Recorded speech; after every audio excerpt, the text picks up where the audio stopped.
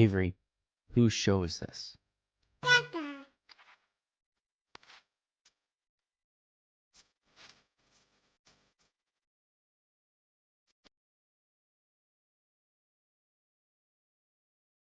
And we're live. Welcome, everybody, here to the Lakers Lounge Podcast. I'm Anthony Irwin, Senior Lakers Insider, as well as lead Lakers content creator for Offside, joined on this fine Sunday night, post All-Star Weekend Sunday night, by you guys. The Lakers, obviously, not in any official type of game, but you did have Jackson Hayes participate in the slam dunk contest. You did have LeBron and Luka participate in the All-Star game or All-Star event, whatever we want to call it. So there is plenty to talk about from there. I want to talk some kind of macro stuff from the All-Star weekend. Tanking was kind of like the main conversation point for Adam Silver, it seemed like, over the weekend when you're in the Aspiration Dome. And so, like, I thought that was a little odd. Also stood out to me over the course of the weekend that Steve Ballmer was not very present throughout much of All-Star weekend, and certainly not in the ways that you would anticipate an owner with an outsized personality like Steve Ballmer would typically be. So also some kind of rumblings behind the scenes about like where this thing might be heading, or at least where a lot of the people in the league that I've been talking to think this might be heading. So we'll talk a little bit about that stuff. I want to talk about Saturday night and Saturday. It took place. It started at 4 p.m. my time, 2 p.m. local time. And it happened in front of an arena that was maybe half full. Maybe. I kind of doubt it. So we'll talk a little bit about that. And let's see, what else is there? The All-Star game itself, the new format, I thought was a win. So we'll discuss that. And again, that took place earlier than it normally does. It's nice because we're able to talk about it now, and I'm not really complaining for my own selfish interests, but for the sake of like getting people in on their couch to watch this thing. 2 p.m. local time there on the West Coast is kind of a difficult ask, and then for everybody else, it's like 4 o'clock is kind of almost dinner time, my time. And then you have like on the East Coast, it is basically dinner time. So it's kind of awkward how they did that. It was obviously because of the Olympics. This was all televised on NBC. The NBC is obviously carrying the Olympics, and the All-Star weekend was never going to bump in any way, shape, or form NBC's coverage of the Olympics. So good deal there for NBC, right? It means that you eliminate a competitor for those eyeballs for the Olympics in the evening. You get to still carry this thing earlier that day that moved around for you. Kind of a raw deal, I think, for the NBA. But anyway, we'll talk about all that stuff, and then we have a very loaded iTunes mailbag that I have to get to. Obviously, going to get to as many of your guys' comments from the chat as I possibly could. And then, we'll go ahead and dive on it. A quick reminder, please hit that like button if you guys are watching here on YouTube. If you guys are watching on Twitter, head on over to youtube.com/@LakersLounge to find the show there. And if you guys are listening in the morning via podcast, please hit subscribe wherever it is that you get your podcasts, preferably on Odyssey, but wherever you get them counts all the same for me. All right, so the first thing I want to talk about is All-Star Weekend, and I found it really interesting, if not somewhat disappointing, that like a lot of the questions to Adam Silver were about tanking. I didn't see a ton of questions asked to Adam Silver about like participation in the slam dunk contest, concerns about the intensity from the All-Star game, seeing as this is All-Star weekend. He did apparently tell Joe Varden and others that they are considering every option under the moon to address tanking, because of how grievous it's been this year, which I understand. And I get that if you have a commissioner opening up on a topic like tanking, you would kind of want to continue to go there and see how far you push him to say stuff. Uh, but All Star Weekend was literally happening in the Aspiration Dome this weekend. Steve Ballmer was basically not there. You have plenty of people around the league concerned about this investigation and its legitimacy. We've seen previous investigations from the NBA that come up short. Hell, Jackson Hayes is participating in the dunk contest this weekend, and we've seen an investigation with him specifically that came up short or failed to find certain evidence or details that probably would have changed the outcome of the initial investigation. So, yeah, I was kind of surprised at how the focus was on tanking. Also, like I thought that a lot of the conversation about tanking seemed to ignore the kind of foundational reason that tanking exists, in that, like, you have entire organizations, plural, who believe that the only way that they can acquire talent is through the draft. And I would ask Adam Silver, hey, what does that say about your league, that you have so many teams out there who think the only way that they can get a superstar is to draft said superstar? And why don't any of these teams ever consider trading for said superstar? If you're going to acquire all of those assets, why not, do what the Oklahoma City Thunder did with Paul George, trade for him, convince him to extend by winning while he is there and showing him how great your city is, and then flipping him if the moment calls for it, for a guy like Shea Gilgeous-Alexander and all the picks that OKC got for Paul George. And I know that's like the nth degree, you know, best of all worlds examples of how that could possibly go. But still, like, I think it's a bit of a fallacy for all of these teams to basically say, well, we aren't going to figure into free agency, and we aren't going to figure into, trades and stuff like that. It's like, back up. Nobody figures into free agency because nobody comes free agents anymore. And and then, you're going to talk about how you don't figure into trades. Everybody figures into trades. If you have good assets, you can get a good player. And if you get that good player and you surround that good player with a situation that allows them to do a certain level of winning, or achieve a certain level of winning, then that seems like a decent plan for me. And it at least shows your fans and the rest of the league that you're willing to compete in this one specific way. But if everybody just basically cries wolf and says, nope, the only way that we can have a chance at getting a star or a superstar is to draft and develop that player, I just don't necessarily think that that's true. And also, how many years of tanking have we seen organizations do and have really nothing to show for it, right? The entire process, Sixers, what has come of all of that tanking?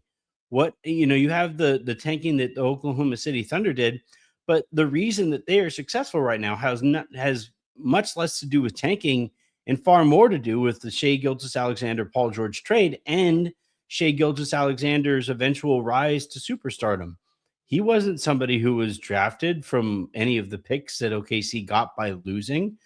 The San Antonio Spurs are one of the examples that you could point to, and you could say, all right, yeah, Stephon Castle, Victor Wembanyama, Dylan Harper, like, all right, those are guys that San Antonio got by being bad, but they also do everything that they can to develop those players.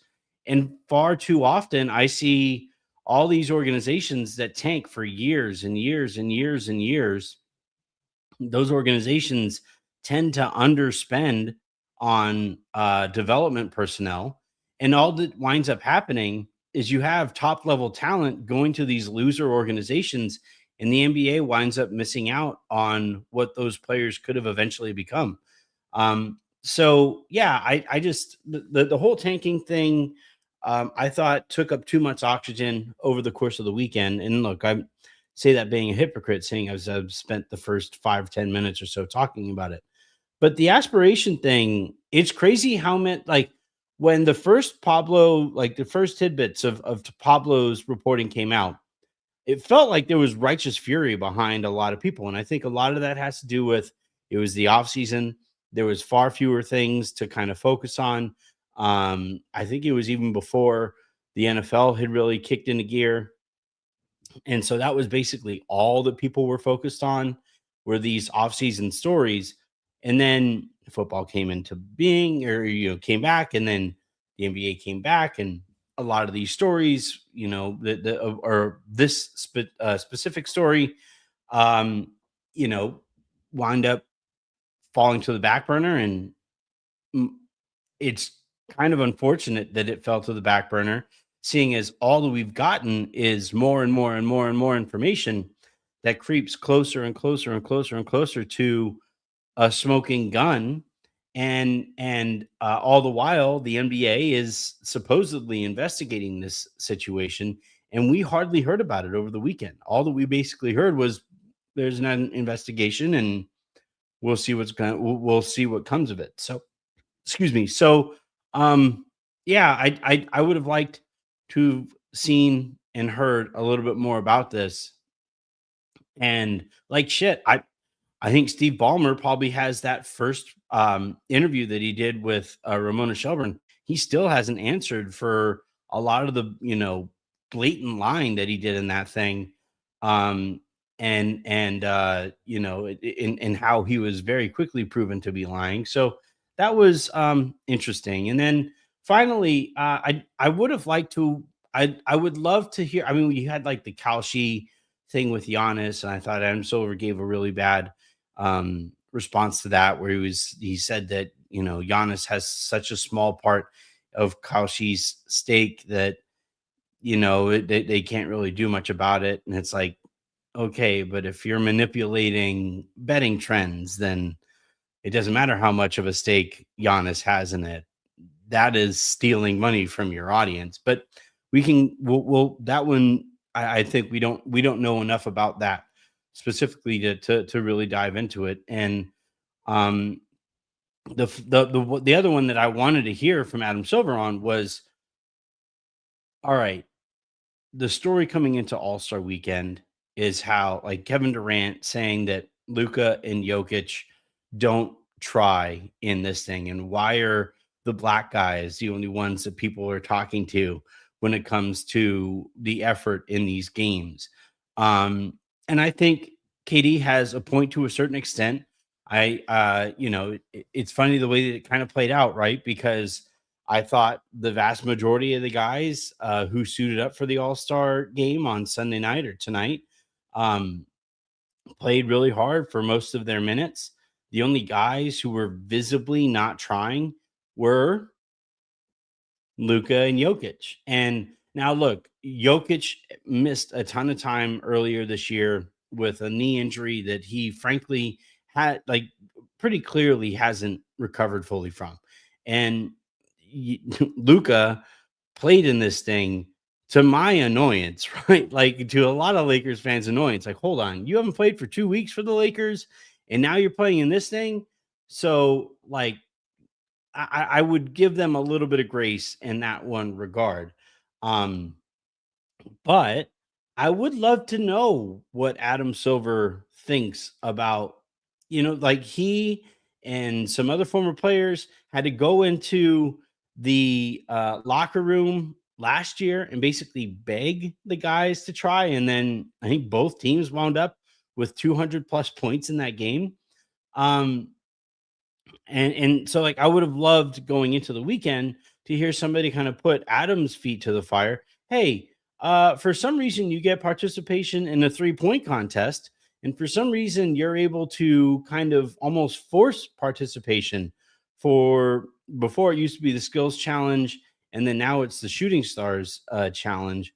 Why can't you get anybody to try in the dunk contest of any like why can't John Morant participate in the dunk contest? Why can't Anthony Edwards participate in the dunk contest? Why had LeBron never participated in a dunk contest at any point in his career? What is it specifically about the dunk contest that Adam Silver thinks that the NBA hasn't gotten them to, gotten stars back into it? And my my thing there is that, like, we know it's a superstar league.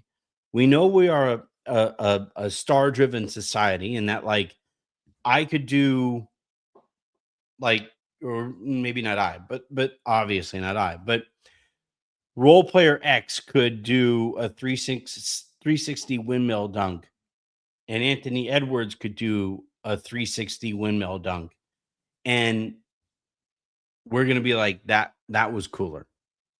And that's just how that goes, right? Like, once you get superstars to participate in the thing, the gravitar, the gravity towards that event just goes through the roof.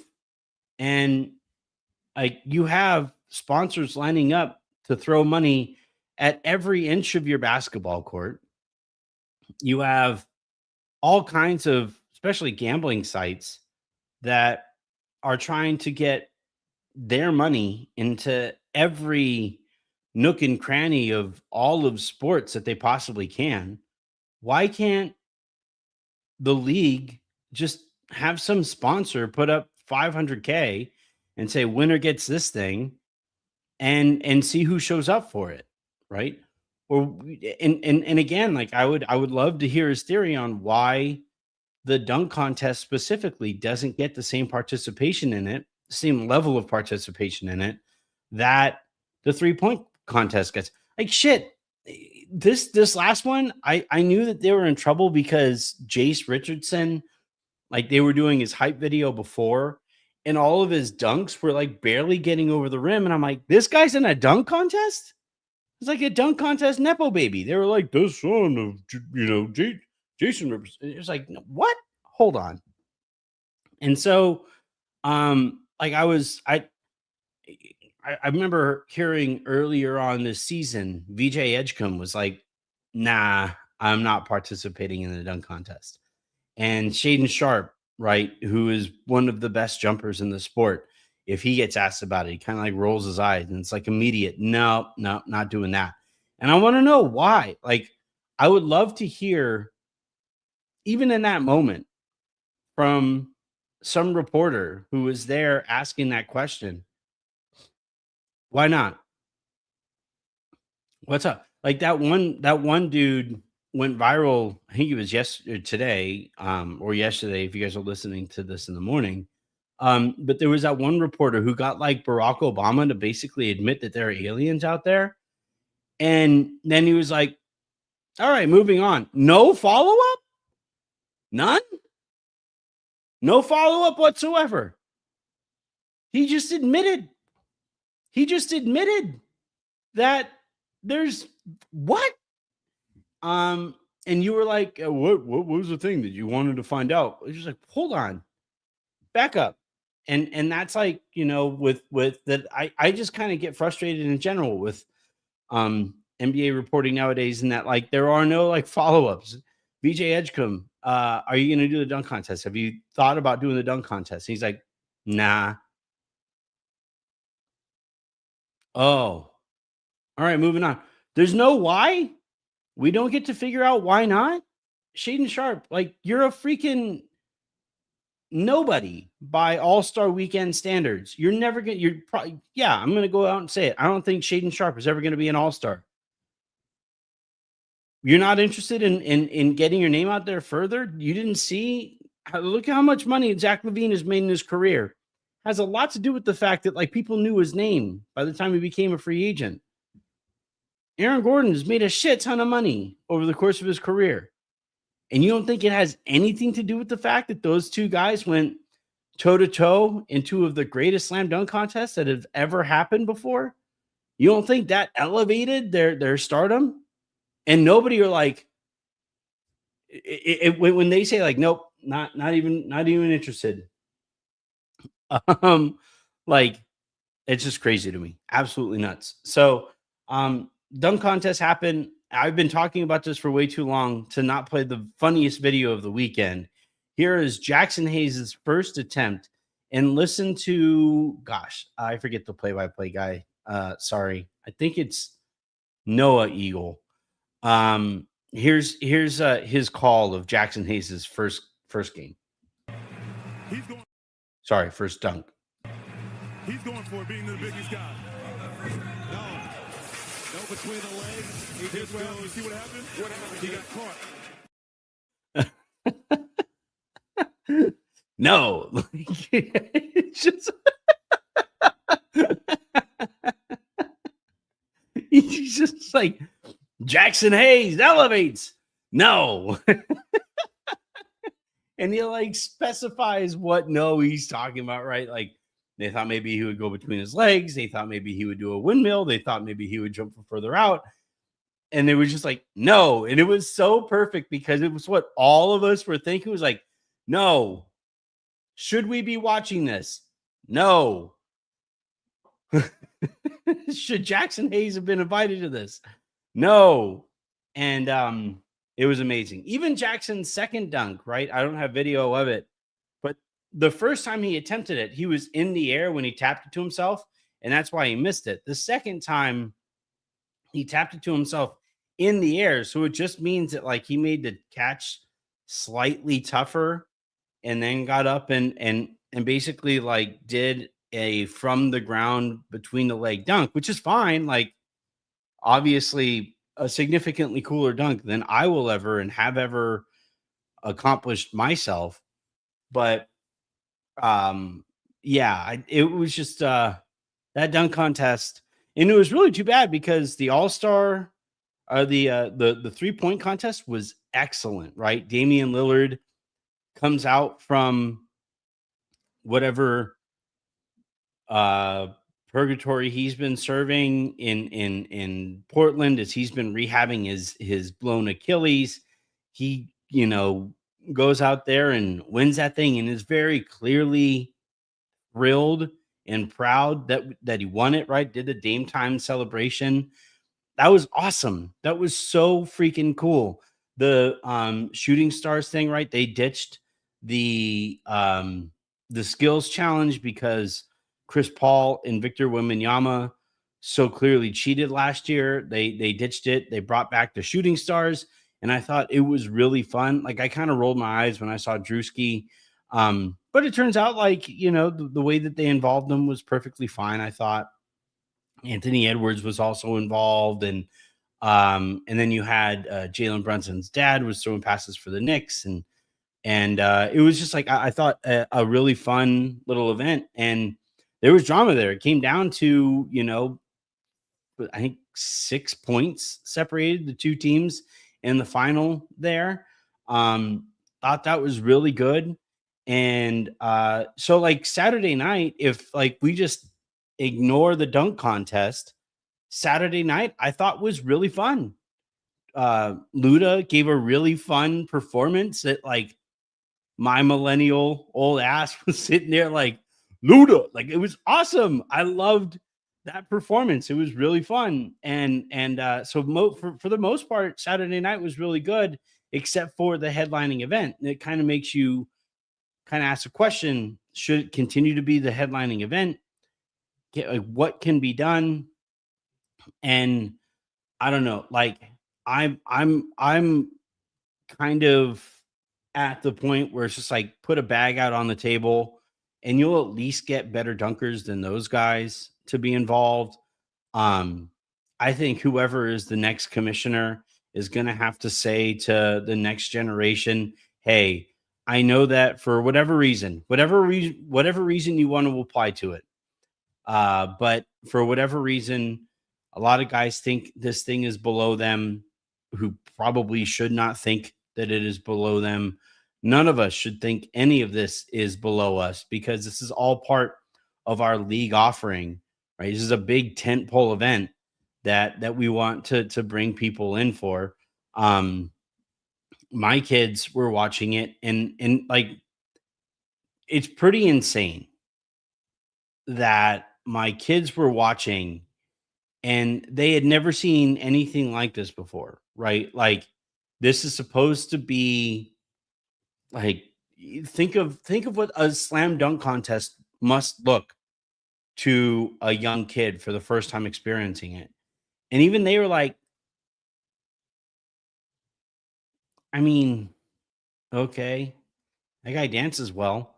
Like and so like whatever needs to be done to get the Shaden Sharps of the world at the very least involved in this thing. VJ Edgecombe is a crazy athlete. Like those are the guys that at the very least you bring in there to make it more fun.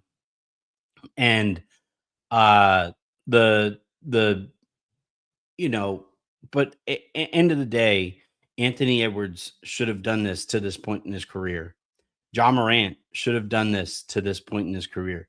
Zion Williamson should have done this to this point in his career. Shit, for Zion and Jaw, if I were it like Adam Silver, if he was worth his weight in lead, he would have sat Jaw and Zion down and been like, guys, your teams just tried to trade you, and there was no market. None. Jaw, teams were asking the Memphis Grizzlies to attach a pick to get off of you or to bring you into their organization. You don't think you need a little bit of brand resuscitation? Go out there and dunk. Go out there and show, like, remind everybody why people were so infatuated with your guys' talents when you guys first got into the league, or in Zion's case, while he was coming to the league. Go out there and dunk. What's the worst that could possibly happen? Oh man, you missed a dunk. People crack a couple jokes. I guarantee the first awesome dunk that you do, people are gonna be like, damn, I can't believe my team didn't trade for this guy. That would make it worth it to myself, right? Let's talk about tonight's games though, because I thought they were a lot more fun. So fast forward then to tonight or today, and I thought it was so much fun, and I thought it had everything to do with Victor Wembanyama pushing these guys and basically letting them know, hey, if you don't go as hard as I'm getting ready to go in this game, I'm going to embarrass you.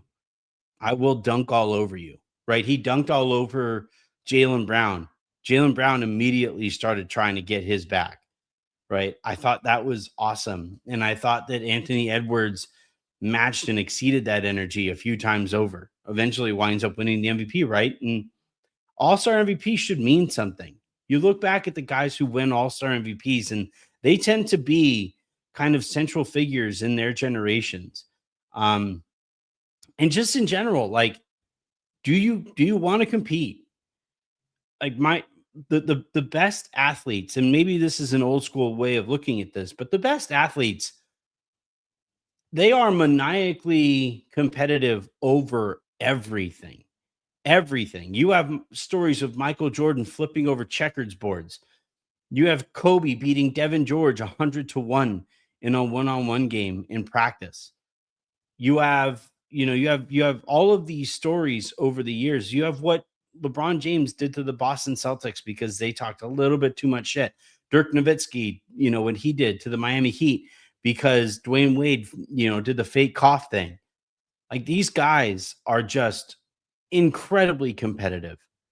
And whatever it takes to bring that out for that kind of an event, let's throw our weight behind it. In this case, xenophobia was the thing that got people that kind of heated. And Anthony Edwards said after the game, which team did you enjoy beating more? The OGs, right? Team OG or Team World? And he didn't barely even hesitated. Team World. All right. There it is. Like, let's do away with the 3-team thing. Let's put together a Team USA. Let's put together a Team Gold. Let's have them go at it for, a regulation game or something close to it, right? And also, hopefully next year, Luka's healthier, Jokic is healthier. Steph is hopefully healthy in this case, and we just go at it. We just see what that looks like. And I know that there's some concern that, like, well, are there enough all-star spots for this and that and the other? We can make guys honorary all-stars. We can say that they made the all-star team, but I thought that, like, the wind completely left the sails in that last game because technically speaking, those two teams had already played just a little bit before, and you could very clearly see that the OG team was like, "All right, we did what we came here to do. We wanted to beat Team World. We beat Team World. We beat Wemby. He was trying too hard. We beat him. Good. Let's see if we can harness that Team USA versus Team World aspect of it and see if that can be, more of basically the focal point next year. And yeah, I thought, but outside of that, like, thought the game was played at a really high level. Thought LeBron probably played some of the better defense he's played all year in parts of those games. He was committed to being a low man for sure, far more often, and even took a couple like no layup zone fouls on guys, which I thought was really fun to watch. Kawhi Leonard caught fire in ways that made me kind of look ahead to the summer and like, I wonder. Um, and just kind of overall, I thought that the intensity from that game and this is the thing, like it's kind of what I said, or what JJ Redick probably says to his guys once the Lakers try for like 4 or 5 possessions in a row on defense. It's like, you guys have it, it's right there. NBA players don't get to make the complaint next year that, oh well, previous years they didn't try either. No, no, no. I saw you guys try last year. And I know why you guys tried last year. And hopefully with like Anthony Edwards and Kevin Durant, I really think that if Luca was healthier, he probably tries a little harder than he does than he did in this game. The optics to him trying really hard in that game after not playing for the last couple of weeks would have been really bad. So I understand him not really pushing it there. Jokic obviously got hurt more seriously this season than basically at any point in his career to this point, and he's very clearly, still recovering from that. You could actually see that from him over his last couple of weeks playing for the Nuggets. So, yeah, I just overall really fun game. 3 of the 4 games were excellent.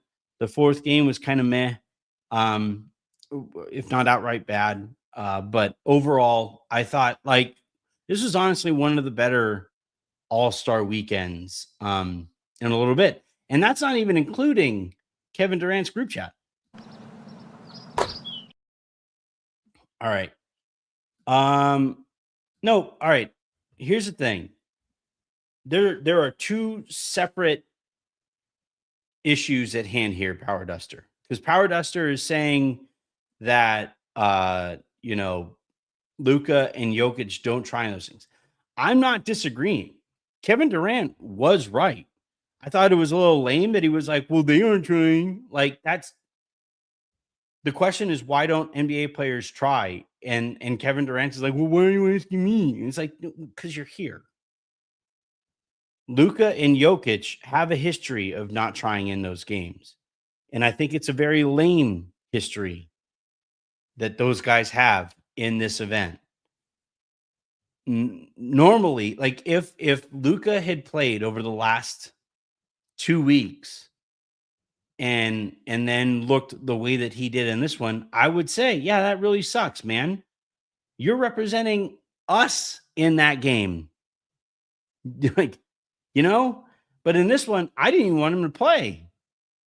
I was of the mind, it was like, all right, Luka gets up there, waddles up and down the court, gets out of the game. That's honestly all I was looking for, because I don't need this guy getting hurt. The Lakers need all the reps that they can get on the second half of the season, right? And again, with Jokic, he had that injury. And like, I think if it was just an energy level thing, Power Duster, Jokic goes back into the game one more time. And if he fucks around again, then he gets pulled again. But I again, ask any Nuggets fan. and they'll be like, yeah, he hasn't been fully Jokic since he came back from the injury. And if you're not fully Jokic, and if Luka is not fully Luka, and then you go out and you play at the intensity that these games were played at, especially early on in this little mini tournament, then I don't like that would not be very smart. So I we can grant that those guys don't have a good track record on here, but we also have to take context into account. All right. So the first question that we have here is from Lake Show Landon, who writes, "Thanks for all the hard work on the content. Lakers Lounge is an absolute essential in my everyday life, and I thank you for getting me through all my weekdays." Thanks very much, Landon. Question is, what are your thoughts about LeBron's lack of three-point shooting? And overall, I feel like his shooting has just not been where it has been the last few seasons. Can he get that part of his game back to what we have been accustomed to the last few years? Thanks again. Thank you again. All right. So I made this point on the Great Western Forum pod with Pete and Jovan. And I think it has a lot to do with rhythm, right? We always talk, or Phil Jackson always used to talk about how a basketball has energy. Hell, Reggie Miller made that joke tonight on the broadcast. And I think that shooting in particular is a very rhythmic thing. It's why when you see guys shoot a free throw, they have it's the same. Like for me, it was always, and I copied Kobe's because I really liked it. It was 1, 2, 3, and then shoot, right? And you have different guys who do different things, right? Clay takes his dribbles and then takes a one out here and then he shoots it.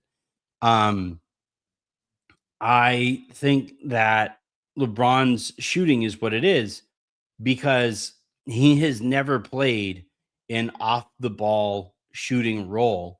And specifically, he has never played that role on a team with guys whose usage rates are as high as Luka's and as Austin's even. And like I would love to see the splits. Like this would take forever to actually break down.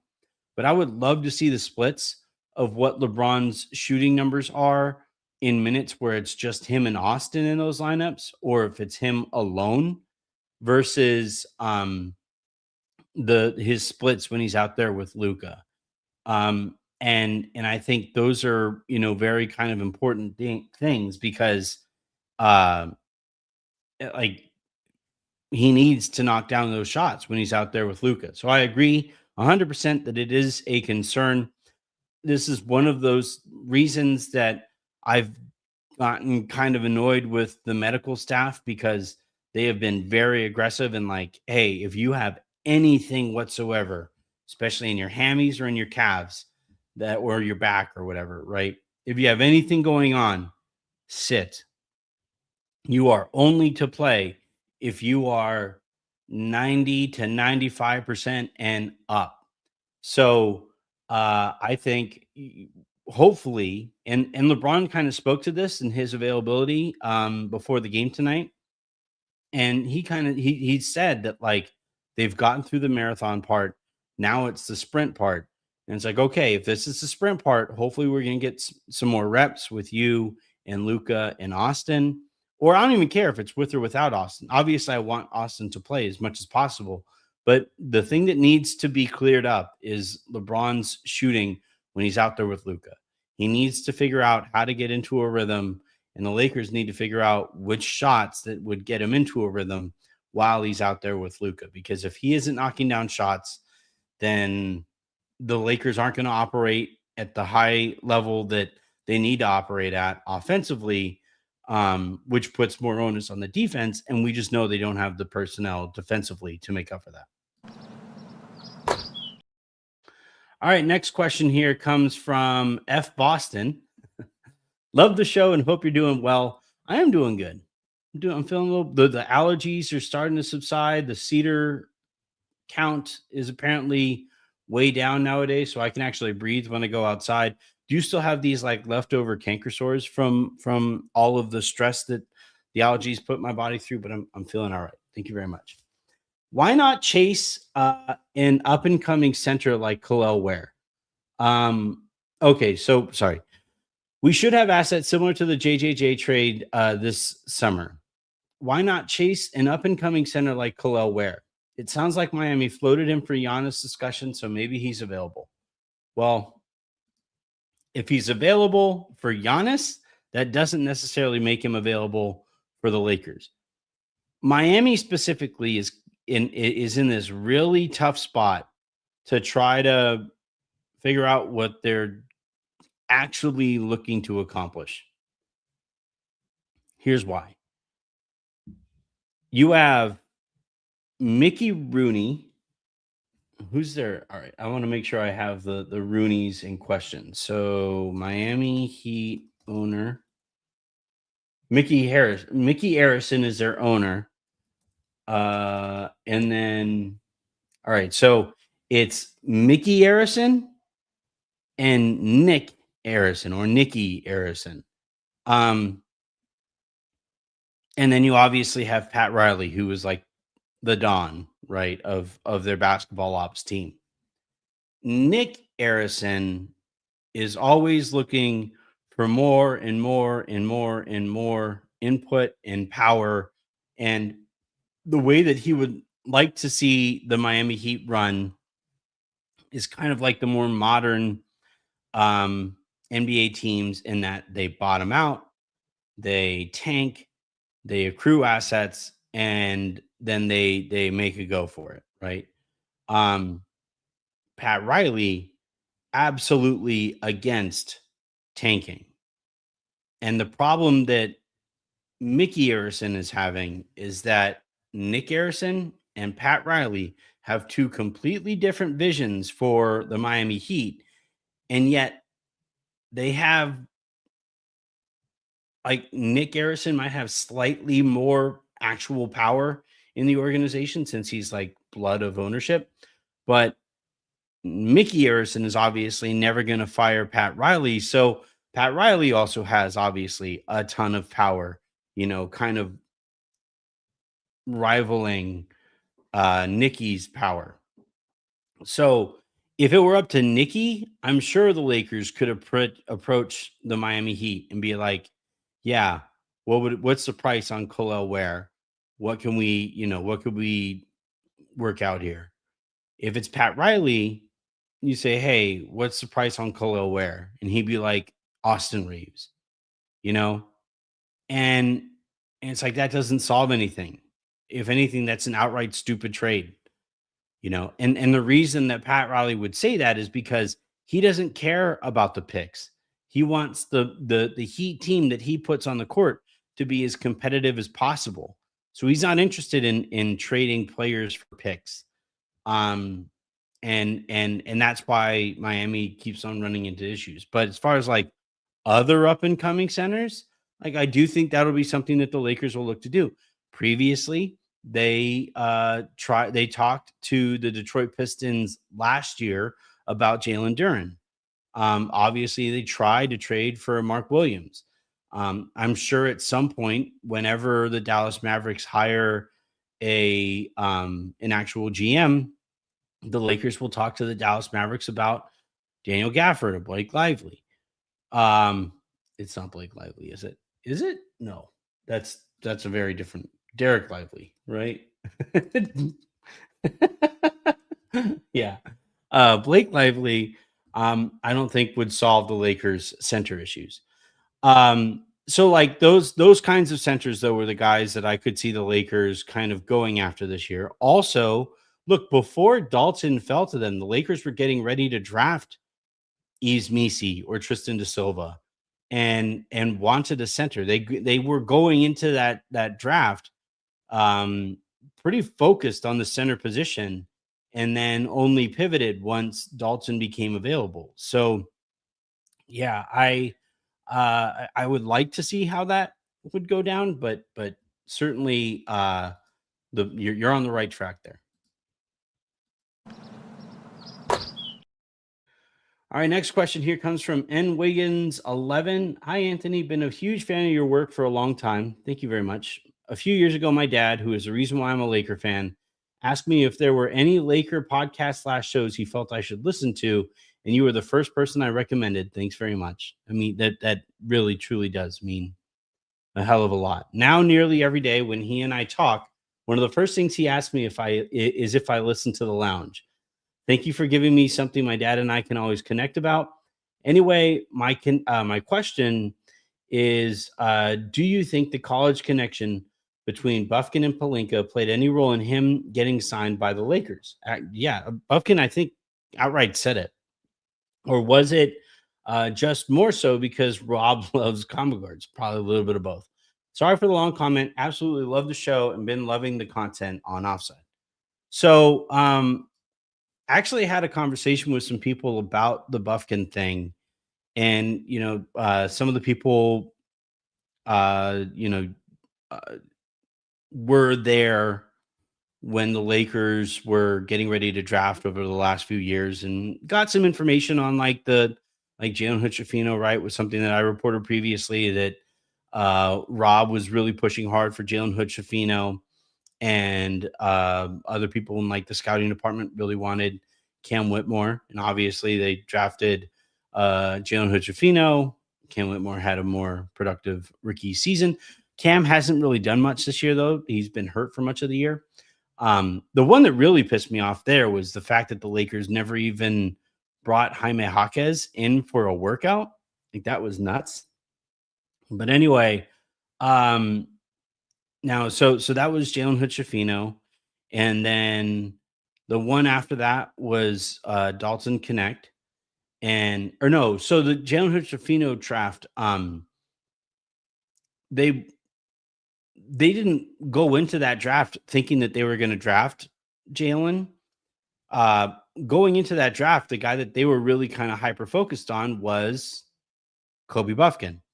And when when they were getting, they were going through the draft and he was available, then he wasn't anymore because the Atlanta Hawks drafted him.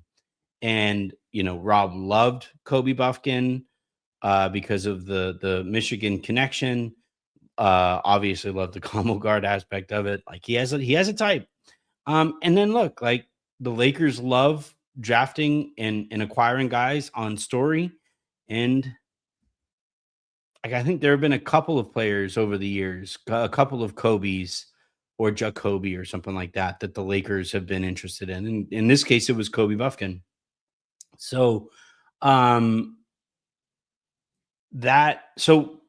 because the Lakers don't have a scouting department, a pro scouting department, a lot of times you kind of look back at some of their buy low candidates, and it's all guys that they were connected to in the draft. And so when Kobe Buffkin kind of fell through the cracks in Atlanta and then fell through the cracks again in either Brooklyn or Washington, the Lakers left it the opportunity to bring him in because they probably haven't been paying a whole bunch of attention to what happened in those previous spots. Now, it's worked out. Like, I think Kobe has been mostly very good in the G League, but I don't think he has been good enough to give that final roster spot to, and especially as quickly as they did. So, yeah, I don't think the process going into, converting or signing Kobe to the contract that they did was very solid.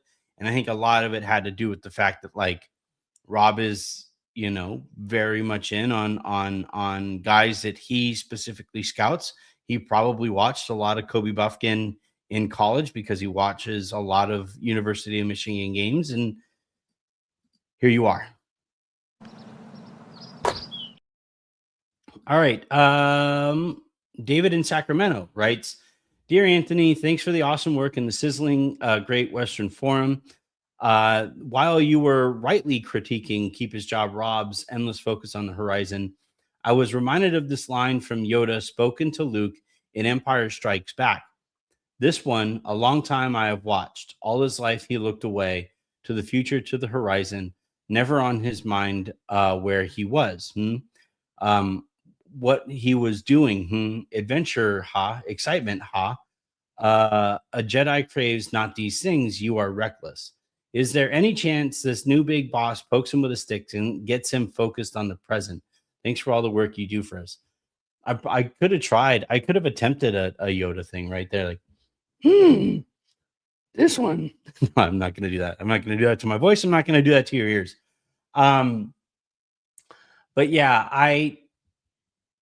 to answer the question as far as like the focus on the present, I mean, look, if you basically situate yourself and sell this as the off season that you should be defined as to the fan base and to your brand new boss, if that off season doesn't go well, you don't get to be like, well, technically $50 million in cap space wasn't necessarily enough, or 3 draft picks. We only really had 3 draft picks on draft night, right? And it's kind of difficult to make draft night trades that you don't overpay for.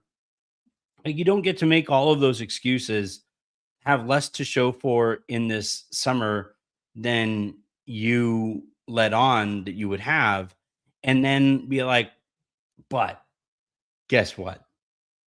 In like 3 years, we think Anthony Edwards is going to be sick of stuff in Minnesota. No, absolutely not. So we got to see how this plays out. I think I don't look, the Lakers aren't looking at it as Giannis or bust. But like, even if it isn't Giannis or bust, it's like Giannis. Like, if the Lakers don't walk out of this year or this summer with 4, if not 5, like legit starting caliber, like starting on a finals team caliber players on their roster, then this whole project 20, like the whole Giannis project and the Lakers hate when we call it this, but like the whole project 2026 thing, like if you don't walk away from this summer with a contender, championship contender roster, or one that is only a couple of tweaks away, then Rob's got to go. Rambai got to go. Like, I've heard that Kurt Rambis might be a lot more involved in the draft process this year. That terrifies me. So I want to see, like, first and foremost, as I've been talking about, I want to see what revamping this organization looks like.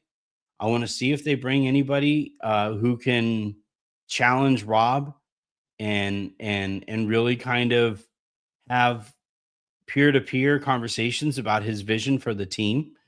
I want to see that happen. I want to see a scouting department hired. I want to see an analytics department beefed up. I want to, like, there are so many aspects of all of this stuff that the Lakers are just so far behind on. And then after that, I want to see results. And by results, I mean the kind of team that Luka Doncic can go into the season with and be like, all right, this is a team I can win a championship with. And if that's not the case, then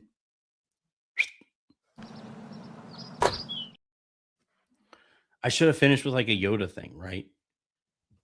What's the Yoda quote? We do not try. We do not try. Yoda. Yeah, right. Do or do not, there is no try. That's it. Do or do not, there is no try. All right, let's look at some of the super comments and questions that you guys have had over the course of the show.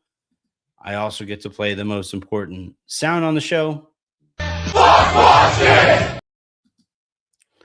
All right. Possible to get Kessler / Watson in the offseason. This is from Brandon Omeng. Thank you very much, Brandon. Resign AR, bring back Rui if it's 2 for 24 or 2 for 30. Trade Dalton for 2 seconds. Hope DA opts out and Smart opts in. Not sure what Braun does. What's LA's record after the All-Star break? I think they finished with 50 wins again this year in that range, right? The fact that they're even somewhat on track to do that while missing so many games of Luca and LeBron and Austin at various points, would indicate to me that there's meat left on that bone. So I think they'll win 50 games this year. And as far as like Kessler or Watson, you're only getting those guys if you vastly outpay. So, like Tim McMahon on the Hoop Collective said that Utah sees Kessler as like a $25 million a year player, and Kessler's camp sees him as somebody worth a lot more than that. In order to get Utah to not match, you're going to have to offer 30 or $35 million a year for Walker Kessler, right? And is that something that you really want? And then if you do that, you don't have any room to make Watson the kind of offer that Denver wouldn't match, right? And Watson is probably another like I bet Denver probably is budgeting for 25 to 30 million bucks a year for Watson. And like just given what they gave Christian Brown. And look, like maybe you make an offer to Peyton Watson and they accept, and you say, well, look, you're looking to shed salary, trade us Christian Brown for a first rounder, and we absorb his current contract. Then you go like that way, and that could be a possible outcome here. But otherwise, you got to offer Watson 35 million bucks, and that's that's a big gamble on a guy who only just this year took off, and only really took off when Nikola Jokic wasn't available. We need to see if he sustains that success that he had there within the confines of what they need from him now moving forward. And, we'll see. So that's a gamble. Bring back Rui for 2 for 24 or 2 for 30. The concern I have on that front, and I know that Rui really, really likes being a Laker, but the concern I have on that front is normally if guys take less money than they think they are like they should be making, they do that on a different team. You don't normally see a guy at Rui's age who, accepts less than he probably thinks he's worth, right? Because I think Rui probably thinks he's like a $20 million a year player. And now the market isn't going to be there and all that, but like sometimes guys will just be like, yeah, the market isn't here, but I'll take way less than even you can offer me because you guys clearly don't believe in me. And I'm not saying that's where that relationship is right now, but that's how things very often go in the NBA. But look, if you could get, because like I was talking to Pete and Jovan about this heading into the weekend, and I was just kind of like mapping out the Lakers cap space. And if the plan is to bring Rui back, then that's a guy that you sign as quickly as you can because his cap hold is for like 27 million this upcoming summer. And if you sign him to a deal, let's say best case scenario here, 2 for 24, that cuts 15 million bucks from, the money that would be going out. And that gives you $15 million worth of cap space there. Right. And then you wait because Austin's cap hold is a lot smaller. Austin's cap hold is only around he makes 14, so he's about 21 million bucks. That one you can wait on because you're going to be signing him to a contract that is worth more than that number. You wait on that one and you sign him using his bird rights. So, and then, there's the move that you could make with Rui where it's like, if you decide that you need to use the cap space, you could renounce him. And then all of that $27 million that's completely opened up. And you could technically still bring Rui back on, mid-level exception type of offer. The issue there, though, is that like once you renounce Rui, you no longer have his bird rights and you can't go above the cap to make him that offer. So, and then you're better off signing him to that mid-level exception number. Um, you would want to do, like, if you're going to sign him to mid-level exception money anyway, you would want to get that figured out sooner rather than later. And you would go to him and be like, look, we can renounce you and we can open up our cap spot, and you will not have bird rights everywhere that you go from here on out. And there is not a ton of there aren't a lot of teams that have a whole bunch of cap space to give you the kind of offer that you're looking for. So we'll see how those conversations go.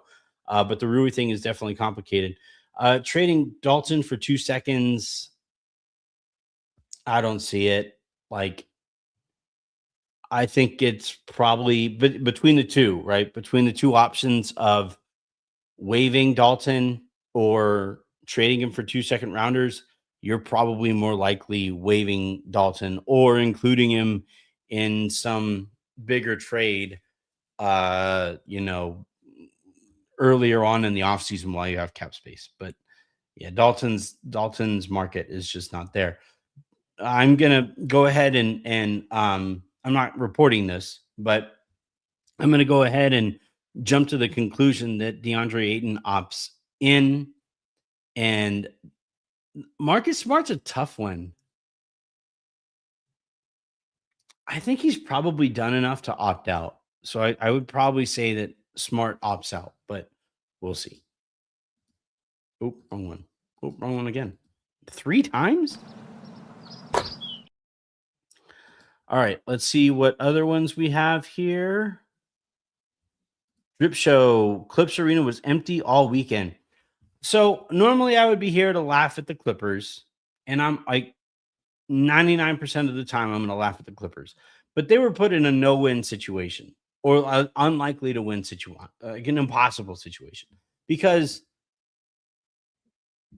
it's called All-Star Saturday Night. NBA All-Star Weekend is a series of prime time events.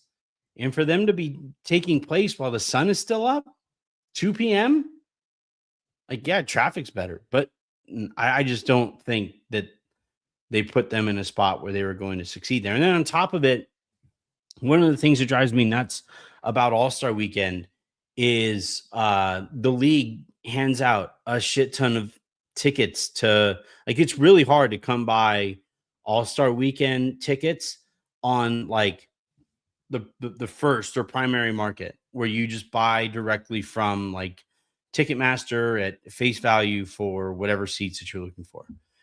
Because what the league often does with its partners and stuff is they hand out a ton of tickets, and then people who get those tickets turn around and they sell them at these exorbitant prices. And this is like a practice that extends well beyond the Clippers. This is an annual tradition. And it means that those crowds tend to be deader than they should be.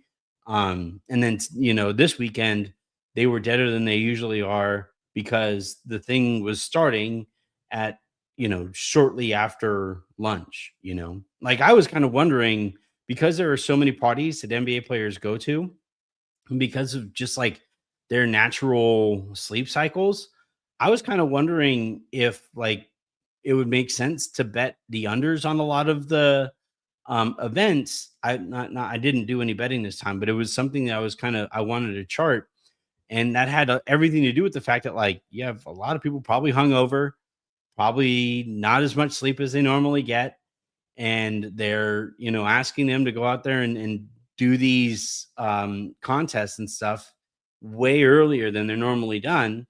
And I just thought it was tough. And then on top of it, they're doing these in like half-filled arenas where you could hear the echo of the ball bouncing. It was tough. It was a tough spot for everybody involved. All right. Is there any more? All right, that'll do it. Thank you, everybody, for hopping on here and joining me in talking about this weekend. This week might take a day off here and there just because there are no games and stuff like that. But I do want to bring on some guests. Harrison is due to be on the show this week. Pete is due to be on the show again this week. Jovan and I are trying to work out a day where either I go on his show or he goes on mine. So we'll work that out as well. And then the Lakers don't play Thursday night. They have an extra day off. They play Friday, and there will be no live lounge show after that game. So I'll keep you guys posted as far as like the content for the rest of the week. But yeah, until the next time you guys hear from me, have a great rest of your weekends. Make somebody else's, and I will talk to you tomorrow. I'm for sure doing a show tomorrow. I think. Maybe. I don't know. Let's send you out on this funny audio, though. He's going for it, being the biggest guy. No between the legs. He just goes. See what happened? What happened? He got caught.